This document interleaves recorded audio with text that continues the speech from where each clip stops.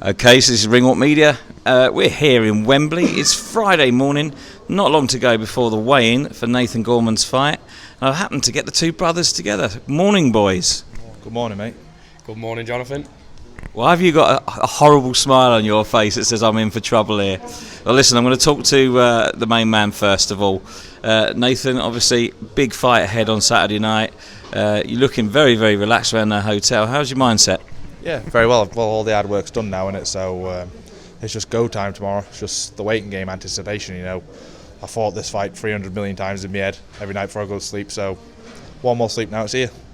Absolutely, and you're up against, an up-and-coming star in boxing, Fabio Wardley, but he's, everyone's been talking all week about the odds. I just don't understand them at all. You're much more experienced. You've been in the ring with Dubois and other top names. I mean, why do you think they've sort of favoured Fabio? It's the hype training, I'd imagine. Was he 15-0 with 14 knockouts, something like that. English champion. But I mean, it's all irrelevant to me. When we step in the ring tomorrow night, I think everyone's favouring him. What I've seen on Twitter, like all the polls and stuff, they're all backing him. But it's not going to help him when he gets in the ring with me, is it, on Saturday? When he's staring in the opposite corner, all them opinions and views go out the window. Yeah, absolutely. And I know someone that's got a very good opinion, Mr. Ricky Gorman. Now, Rick, what do you think the difference is going to be between Fabio and Nathan?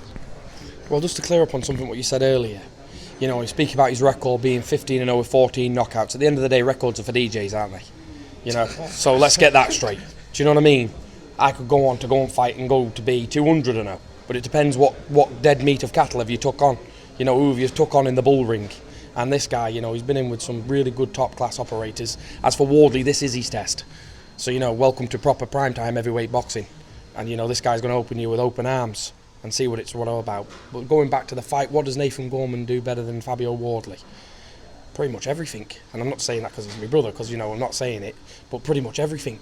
If he wants to box, good luck. If he wants to have a scrap, it's like a caveman. Good luck. You know what I mean? So whatever he wants to go and chuck at him, good luck. Roll the dice, mate, because that's all you're doing. You're rolling the dice and pray that your numbers come in. We know what the score is. We know what the numbers are going to be. We know how our dice roll. And we've got these ones what's just bang on our numbers. Lucky 7, it's coming in. Well, there you go. There's some pretty nice words for you, mate, isn't it? Not bad, is it? I mean, on a serious note, it is a tough fight. You're fighting for the first time in Wembley. It's going to be a packed house.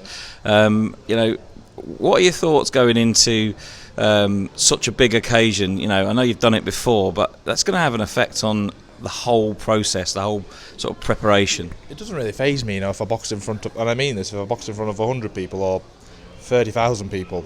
I always think in my brain, a fight's a fight, so why make a big ordeal of it in my own brain? It's going to happen either way. So why get all myself uptight, nervous? I just got to be relaxed and do my thing. And doing your thing, I mean, we've seen you, the last couple of fights, you've made some pretty good statements. You have been out a little while, but you've come back with a real vengeance. You just got a little skip in your step. It really is positive stuff all the way through from yourself.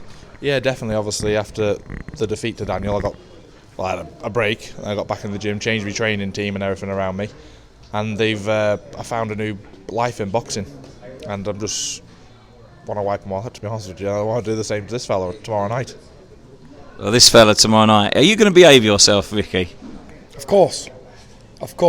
Why do I not believe a word you're saying? I don't know. I'm like a big version of Dennis the Menace, ain't I? You know what I mean? I'm going to have my overalls on and my cat pulled in my back pocket. But no, listen, on a serious one, I'm going to behave myself. I'll take it in my stride. At the end of the day, I'm really looking forward to it. I think the full boxing world's looking forward to it. Anyone who knows boxing, I think it's every bit as good. Let's have it real. It's better than the actual main event fight was taken off. Personal opinion. It's a good, true battle. And, one man's here to come and try and test himself. The other man's here is proving goods. So I can't wait to see. Is he the real hype? Is he what people saying? Because I can assure you on one thing. A motor what's tried and tested to one that's not is a big difference. And this guy's tried and tested in every attribute of the field. Something we picked up on that was said yesterday in the press conference. Stamina is going to be a big one in this fight. neither of you really want to go the distance, but have you trained to go the distance with this one? Yeah, I've trained to go 1 round or 12 rounds, so I've been trained for this since the end of June. So if I'm not fit now, then God help me, you know what I mean? But obviously, when you're in there, it's a different carry on in it when you're under the lights, you know, with all the people screaming. You land a big punch and then you go throw a big flurry. So you got to be sensible about it, because it's a 12-round fight. It's not just a walk in the park. You do 6 rounds, you got another 6 rounds left. But I'm ready for it either way. I've done it before. Do you see this as kind of like your biggest test so far? Because obviously this is a crossroads really in a career to a certain extent. You know, you've fought for the British title before. This time you've got an opponent that, you know, you believe you can beat very well and very easily. If you win that, you know, there's some massive fights out there for you. Some massive fights out there, worldwide and domestically. But obviously I got to do my business on him first Saturday. I can't think of the next fight. He's the main concentration Saturday night. The next fight that's been mentioned, and it's one we spoke about this off camera, and you know, I said to you, who would you want if you could have any heavyweight in the world to fight for the world championship? Who did you say? I said Joshua. I did, yeah. I would. I think his style and the way I throw punches and things, I think I'm all wrong for him. And that would be some fight. I mean, that would pack out an arena easily. Oh yeah, definitely be a good fight, wouldn't it? Hopefully it can happen.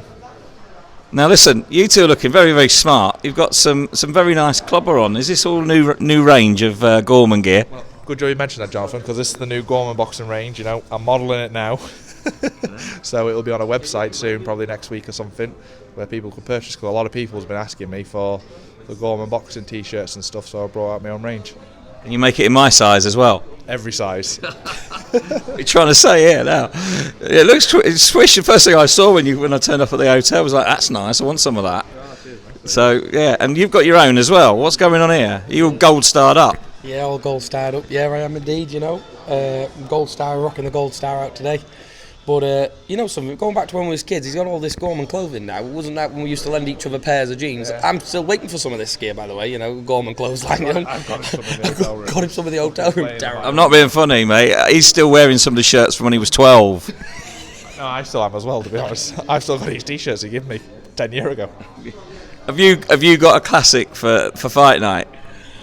Oh my God, when it rains it pours, and believe you me, hope to God you people's bung your umbrellas. Oh, I don't know what we've got coming, but I know what we do have coming tomorrow night. We've got an absolute classic British title fight. 2 proper good fighters in there. A 50-50 fight, I think, is a fair way to look at it. Both guys, you know, it doesn't matter about the height. By the time you get in the ring, it's who's gonna outwit the other person, who's gonna be the better man on the night. We do hope you do really, really well, and I want some of that gear. Cheers, mate. Thank you. I'll sort you some out. Cheers, mate. And you, behave yourself. Over and out. Cheers, lads. Thank you.